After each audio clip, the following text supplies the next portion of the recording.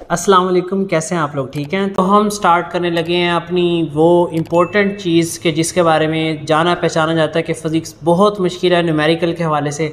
दो चार चीज़ें मैं न्यूमेरिकल के हवाले से आप लोगों को पहले बता दूं। एक चीज़ तो पहले कि ये क्लियर है कि लॉन्ग क्वेश्चन की वीडियो ऑलरेडी हमारे नीचे पड़ी हुई है, वो आप जाकर तमाम चैप्टर्स के इंपॉर्टेंट लॉन्ग क्वेश्चन वहाँ से राइट डाउन कर लें, उसे देख लें।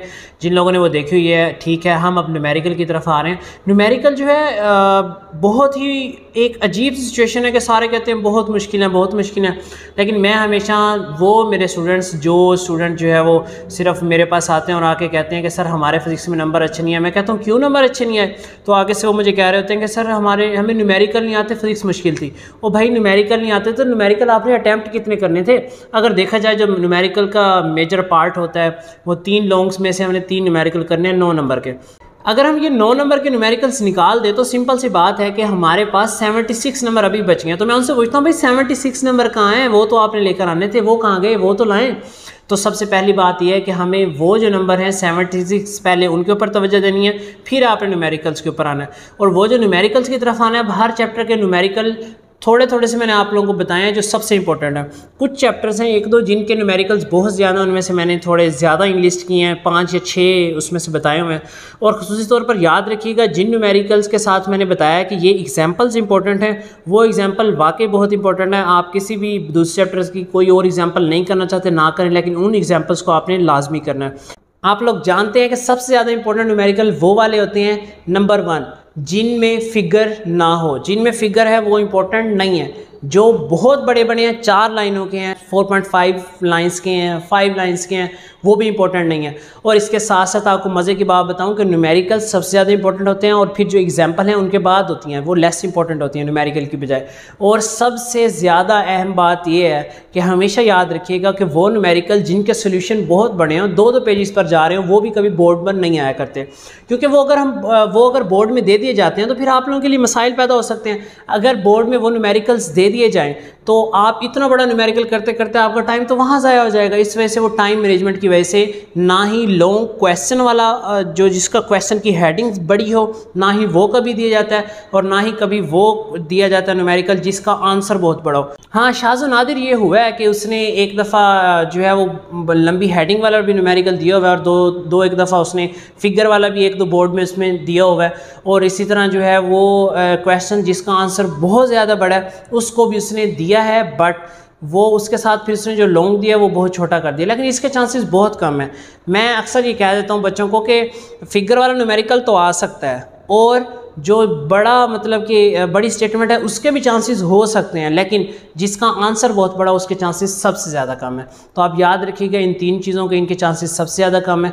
फिर बाकी चीज़ें अब मैं आपको बताता हूँ कि कौन कौन से ज़्यादा इंपॉर्टेंट है। सबसे पहले आपने ये न्यूमेरिकल करने हैं, इनको फुल्ली प्रिपेयर करना है और फिर दूसरे न्यूमेरिकल्स की तरफ जाना है। पहले इन्हें आपने अच्छी तरह से करना है क्योंकि इनके मैक्सिमम चांसेस है बोर्ड के अंदर आने के। पहले इन न्यूमेरिकल्स को अभी यहाँ पर आपको शो हो जाएंगे, इनको आपने करना है, उसके बाद आपने जो है वो बाकी वाले न्यूमेरिकल्स करने हैं। एक चीज़ याद रखनी है कि जब आप न्यूमेरिकल्स कर रहे हैं, न्यूमेरिकल करते वक्त सबसे पहली चीज़ आपको न्यूमेरिकल मुश्किल क्यों लगते हैं? न्यूमेरिकल मुश्किल हमें इस वजह से लगते हैं क्योंकि हम दिए गए क्वेश्चन को समझ ही नहीं पाते। अगर आप दिए गए क्वेश्चन को समझ रहे हैं तो फिर आप गिवन डाटा और बाकी चीज़ें लिख लेते हैं, और जब गिवन डाटा आप लिख लेते हैं फिर अपने दिमाग पे थोड़ा सा जोर डालते हैं तो आपको फॉर्मूला याद आ जाता है, तो फिर उसे सोल्व करना सबसे आसान होता है।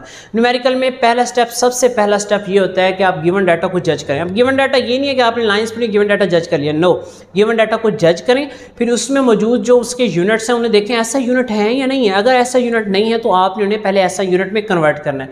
जब गिवन डाटा आपका फुली प्रिपेयर हो जाए उसके बाद आपने फार्मूला पुट करना है, ये दूसरा फिर अहम स्टेप है। और जब आप फार्मूला पुट कर लेंगे तो ये आसान हो जाएगा। तो आइए स्टार्ट करते हैं। सबसे पहले चैप्टर नंबर 12 से सबसे इंपॉर्टेंट न्यूमेरिकल 12.7। जैसे पिछली दफ़ा हम लॉन्ग क्वेश्चन की बात कर रहे थे ना कि सबसे पहले जो मैं बताऊंगा वो सबसे ज़्यादा इंपॉर्टेंट होगा, फिर उसके बाद उससे कम, फिर उससे बाद उससे कम और फिर उसके बाद उससे कम।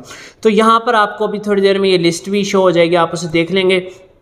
12.7 जो है सबसे ज़्यादा इंपॉर्टेंट न्यूमेरिकल है इस चैप्टर का, फिर 12.4 है, फिर 12.5 है और फिर 12.3 है। अब आते हैं एग्जाम्पल्स की तरफ। एग्जाम्पल 12.4 बहुत इंपॉर्टेंट है और इसी तरह 12.5 भी बहुत इंपॉर्टेंट है। अब हम आते हैं चैप्टर नंबर 13 की तरफ। चैप्टर नंबर 13 जो है, इसमें 13.5 न्यूमेरिकल सबसे इंपॉर्टेंट है, फिर 13.4 है, फिर 13.1 है और फिर 13.2 है। इसी तरह जो चैप्टर नंबर 13 है, इसमें से एग्जांपल 13.3 इंपॉर्टेंट है सबसे ज़्यादा और फिर 13.2 है। चैप्टर नंबर 14 की बात करते हैं। चैप्टर नंबर 14 में 14.5 सबसे इंपॉर्टेंट है, फिर 14.2 है, फिर 14.7 है और फिर 14.4 है। ये सारे के सारे आप नोट कर लें, आप लोग रजिस्टर उठा लें, अपनी बुक उठा लें, उसके ऊपर स्टडी करते जाएं। मैं आपको सबसे ज़्यादा इंपॉर्टेंट बता रहा हूँ, उसके ऊपर आप जो है वो 3 स्टार कर लें या 4 स्टार कर लें, इस तरह बाकी के ऊपर भी आप स्टार करते जाएं। और चैप्टर नंबर 14 जो है, उसमें से 14.4 जो एग्जाम्पल है, ये सबसे इंपॉर्टेंट है, ये आपने लाजमी करनी है। इस तरह चैप्टर नंबर 15 से 15.1 एग्जाम्पल जो है ये इंपॉर्टेंट है, आपने लाजमी करनी है। फिर 15 चैप्टर में से 15.11 न्यूमेरिकल सबसे ज़्यादा इंपॉर्टेंट है, फिर 15.17, फिर 15.7, फिर 15.14 और फिर 15.17। ये जो चैप्टर है हमारे पास, ये एक मुश्किल सा, मतलब कि इसमें बहुत ज़्यादा न्यूमेरिकल्स हैं, इसमें से मैंने इसमें से ज़्यादा इंपॉर्टेंट है वो आपको जो है वो इसमें शो करवाए हैं, बाकी आपने इसे देख लेना है। 16 चैप्टर की तरफ आते हैं। 16.6 इंपॉर्टेंट है सबसे ज़्यादा, 16.3, फिर 16.9 और फिर 16.7 एग्जाम्पल जो है ये सबसे ज़्यादा इंपॉर्टेंट है। इस तरह हम बात करते हैं चैप्टर नंबर 17 की। तो चैप्टर नंबर 17 के अंदर 17.1 सबसे ज़्यादा इंपॉर्टेंट है, फिर 17.4, फिर 17.2, फिर 17.3 और फिर 17.5। लेकिन इस चैप्टर में से एग्जाम्पल कोई बहुत ज़्यादा इंपॉर्टेंट नहीं है। फिर चैप्टर नंबर 18 में आते हैं हम।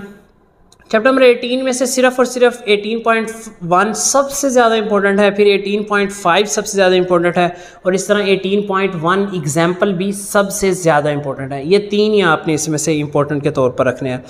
19 चैप्टर में से 19.10 सबसे ज़्यादा इंपॉर्टेंट है, फिर 19.9 सबसे ज़्यादा इंपॉर्टेंट है, फिर 19.2 इंपॉर्टेंट है और फिर हम एग्जाम्पल की तरफ आते हैं। एग्जाम्पल में 19.9 इंपॉर्टेंट है सबसे ज़्यादा, फिर 19.8 इंपॉर्टेंट है। चैप्टर नंबर 20 पर आते हैं। चैप्टर नंबर 20 में 20.6 सबसे ज़्यादा इंपॉर्टेंट है, फिर 20.5 है और फिर 20.8 और इस तरह 20.1 एग्जाम्पल भी बहुत इंपॉर्टेंट है। अब हम आते हैं चैप्टर नंबर 21 की तरफ। 21.1 सबसे ज़्यादा इंपॉर्टेंट है, 21.2 उसके बाद, फिर 21.8, फिर 21.6, फिर 21.10। लेकिन इस चैप्टर में से एग्जाम्पल कोई बहुत ज़्यादा इंपॉर्टेंट नहीं है। ओके जी, होप सो तो आपने ये सारी चीज़ें राइट डाउन कर ली होंगी। इनमें से कोई भी क्वेश्चन हो तो आप मुझसे पूछ सकते हैं, कमेंट सेक्शन में पूछ सकते हैं, मुझसे ईमेल कर सकते हैं, किसी भी तरह से कोई भी आपका क्वेश्चन हो आप मुझसे पूछ सकते हैं। आने वाले दिनों में याद रखिएगा, सबसे इंपॉर्टेंट वीडियो आप लोगों के लिए आने वाली है। 50 इंपॉर्टेंट शॉर्ट क्वेश्चन जो बोर्ड के हवाले से मैक्सिमम इंपॉर्टेंट है आपके 10 चैप्टर्स में से, उनको हम डिस्कस करेंगे। आप उन शॉर्ट क्वेश्चन को ज़रूर सुनिएगा, वो आप लोगों के लिए सबसे ज़्यादा फ़ायदेमंद होंगे। अपनी दुआओं में याद रखिएगा। मिलते हैं नेक्स्ट वीडियो में। अल्लाह हाफिज़।